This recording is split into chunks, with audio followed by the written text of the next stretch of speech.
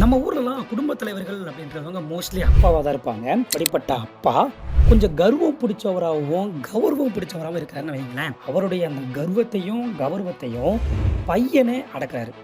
இப்போ அவங்க 2 பேத்துக்கு இடையில நடக்கக்கூடிய அந்த ஒரு ஈகோ வார்ல யார் ஜெயிச்சாங்க அப்படின்றது தான் இந்த படத்துடைய கான்செப்ட்டா இருக்கும்.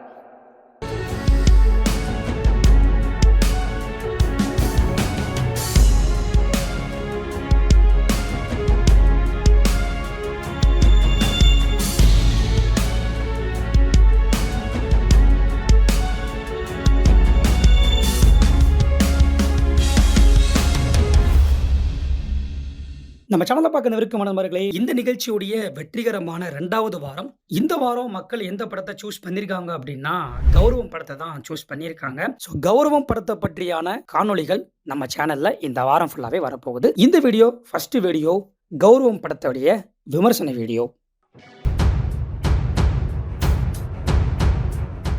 இந்த கௌரவம் படத்தை வியட்நாம் வீடு சுந்தரம் அப்படின்னு சொல்லக்கூடியவர் தாங்க இயக்கியிருக்காரு. இந்த படத்துல சிவா சார் கூட சேர்ந்து உஷா நந்தினி, பண்டாரி பாய், மேஜர் சுந்தரராஜன் அப்படின்னு சொல்லி நிறைய முக்கியமான நடிகர்களாக நடிச்சிருப்பாங்க. முக்கியமா நாகேஷ் இந்த படத்துல ஒரு பயங்கரமான ரோல் வந்து பண்ணியிருப்பாரு. இந்த படத்துக்கு மியூசிக் பண்ணவர் எம்.எஸ். விஸ்வநாதன்.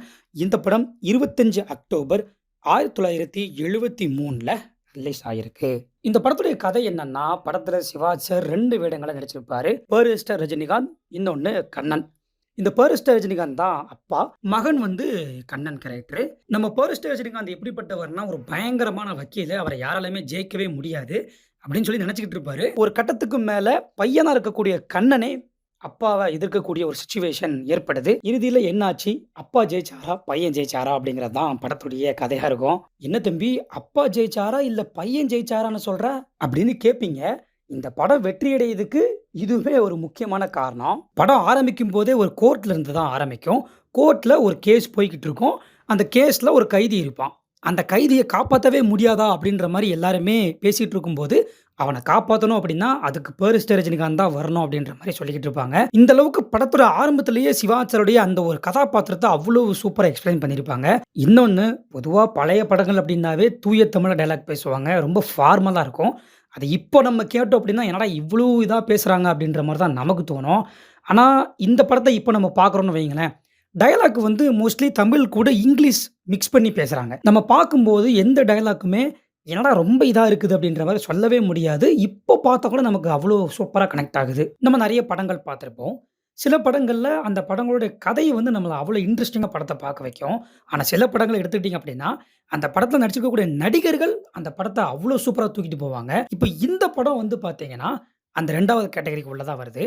இந்த படம் முழுவதையுமே கதை அப்படின்றத தாண்டி நடிப்புல சிவா சார் தான் தூக்கி சுமக்குறாரு. குறிப்பா சொல்லணும்னா, அந்த அப்பா கேரக்டர் தான் ரொம்ப மெயினான விஷயம். அவர் வக்கீலு அப்படின்றத வந்து படத்தோட ஸ்டார்ட்டிங்ல இருந்தே சொல்லிட்டு தான் இருக்காங்களே தவிர, பட் அந்த அளவுக்கு சீன் எங்கேயுமே வச்சிருக்க மாட்டாங்க. சீனே இல்லன்னா கூட சிவாஜியோட அந்த ஆட்டிட்யூட், அந்த ஆக்டிங் மூலமாவே, "பா! இவர் வந்து ஒரு பயங்கரமான வக்கீல் தான்ப்பா" அப்படின்னு நம்ப வச்சுர்றாரு. இப்போ இந்த படத்த 2கே ஜெனரேஷன் பெர்சன்ஸோ இல்ல ஜென்ஸியோ பார்த்தாங்கன்னா, அவங்களுக்கு கனெக்ட் ஆகுமா அப்படின்னு கேட்டீங்கன்னா, 100% நல்லாவே கனெக்ட் ஆகும். கண்டிப்பா பார்க்கலாம் எல்லாருமே. ஒரு பார்க்க வேண்டிய ஒரு படம் தான். பார்க்கவும் செய்வாங்க. பட் இருந்தாலும் சில விஷயங்கள் இந்த படத்துல வந்து கொஞ்சம் மாத்திருக்கலாம் அப்படின்ற மாரி எனக்கு தோணுச்சு. அது என்னன்னா, நாகேஷோடைய காமெடி. நாகேஷோடைய காமெடி வந்து இந்த படத்துக்கு தேவ தான். இல்லன்னு சொல்லல. அதே மாரி நாகேஷுக்குமே முக்கியமான கதாபாத்திரம் குடுத்துருக்காங்க. அதுவும் நான் இல்லன்னு சொல்ல மாட்டேன். பட் காமெடி வந்து ரொம்ப லென்த்தா இருக்கு. ஒரு சீன் வந்து ஒரு 3 மினிட்ஸ் இருக்கலாம். இல்ல 4 மினிட்ஸ் இருக்கலாம். பட் இந்த படத்துல 10 மினிட்ஸ் வரைக்கி ஒரு சீன் போது. அது என்னால அவ்வளோ நேரம் பார்க்க முடியல. படத்துடைய கான்செப்ட் வந்து ஒரே நேர்கோட்டுல சூப்பரா போய்க்கிட்டு இருக்கு. அப்ப இதுக்கு நடுவுல ஏன் இந்த அளவுக்கு காமெடி இவங்க வைக்கிறாங்க அப்படின்ற மாரி தான் எனக்கு வந்து ஃபீல் ஆச்சு.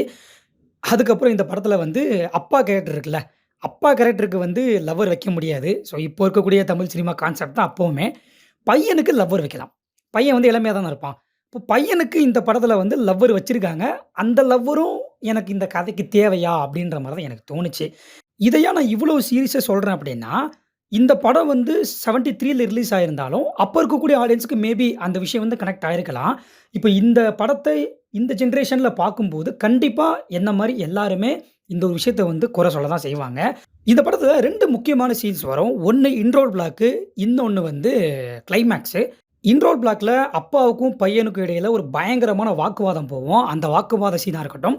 அதுக்கப்புறம் கிளைமேக்ஸ்ல அப்பாவுக்கும் பையனுக்கும் நடுவுல ஒரு பயங்கரமான போட்டி நடக்கும். அந்த சீனா இருக்கட்டும். இந்த 2 சீன் தான் படத்துல வந்து பயங்கரமான சீனா வந்து இருக்கும். ஆனா, அப்பாவும் பையனும் கிளைமேக்ஸ்ல சண்ட போடுறது வந்து ப்ரீ கிளைமேக்ஸ். கிளைமேக்ஸ்க்கு முன்னாடி வரக்கூடிய ஒரு சீனு. நெறைய பேர் அத பார்த்துட்டு கிளைமேக்ஸ்ன்னு நெனச்சுட்டு இருப்பாங்க. ஆனா, அதுக்கு அடுத்து ஒரு சீன் வரும். அந்த சீன் என்ன அப்டின்றத நான் சொல்ல மாட்டேன். நீங்க படம் பார்த்து தெரிஞ்சுக்கோங்க. இந்த படம் வந்து இப்ப இருக்க ஆடியன்ஸ்க்கு கனெக்ட் ஆகுறதுக்கு இந்த ஒரு விஷயமே காரணமா நம்ம சொல்லலாம். ஏன்னா, இப்போ வரக்கூடிய புது படங்கள்ல வந்து இன்ட்ரோ பிளாக்ல ஒரு பயங்கரமான சீன வைப்பாங்க. கிளைமேக்ஸ்ல அத விட பயங்கரமான ஒரு சீன வைப்பாங்க. நெறைய படங்கள் பார்த்துட்டோம்.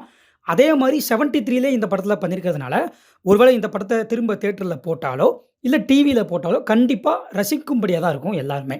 முதல்ல இந்த படம் எப்படி தான்டா இருக்கு அப்படின்னு சொல்லி கேட்டீங்கன்னா, இந்த ரிவ்யூ வந்து ஜென்ஸி கிட்ஸுக்கும், 2கே கிட்ஸுக்கும் தான். வேற யாருக்கும் கிடையாது. இந்த படத்துடைய ஒன்லைன நீங்க கேட்டிருப்பீங்க. இந்த ஒன்லைன் கேட்ட உடனேயே கண்டிப்பா இந்த படத்த பார்த்தே ஆகணும் அப்படின்னு உங்களுக்கு ஃபீல் ஆகுது அப்படின்னா, கண்டிப்பா மிஸ் பண்ணாம இந்த படத்த போய் பார்த்துருங்க. நான் சொன்ன மாரி ப்ரீ கிளைமாக்ஸ் அண்ட் இன்ட்ரோ பிளாக்ல வரக்கூடிய அந்த ஒரு சீன். இந்த 2க்காக கண்டிப்பா நீங்க இந்த படத்த பார்க்கலாம். ஸோ YouTubeலயே அவைலபிளா இருக்கு. மிஸ் பண்ணாம போய் பார்த்துருங்க. ஓகே மக்களே! இப்ப இந்த வீடியோல நான் இவ்வளோ விஷயங்கள் மட்டும் தான் சொல்ல முடியும். இத தாண்டி இந்த படத்துல இருக்கக்கூடிய ஹிட்டன் டீட்டெயில்ஸ் அதாவது நீங்க கவனிச்சிராத சில விஷயங்கள் என்னென்ன, அது மட்டும் இல்லாம நான் முன்னாடி சொன்ன மாரி டெக்னிக்கலா இந்த படத்துல என்னென்ன விஷயங்கள்லாம் பண்ணியிருக்காங்க அப்படின்றத தெரிஞ்சுக்கணும் அப்படின்னா, இதுக்கடுத்து கௌரவம் படத்துடைய மூவி டீகோட் வீடியோ வரும். அந்த வீடியோவுக்கு வெயிட் பண்ணுங்க. அது வந்து மிஸ் பண்ணாம நீங்க பார்க்கணும்னு நெனச்சீங்க அப்படின்னா, ஒன்லி சிவாஜி கணேசன் சேனல சப்ஸ்கிரைப் பண்ணி பெல் ஐகான ஆன்ல வச்சுக்கோங்க. அப்பதான் உங்களுக்கு அந்த வீடியோ வந்து சேரும். ஓகே. இந்த ஒரு வீடியோ பத்தியான கருத்துக்கள கமெண்ட்ல சொல்லுங்க. அண்ட் லைக் பண்ணுங்க, ஷேர் பண்ணுங்க. நாளைக்கு இத மாரி நல்ல ஒரு வீடியோல நான் உங்களை சந்திக்கின்றேன். நன்றி.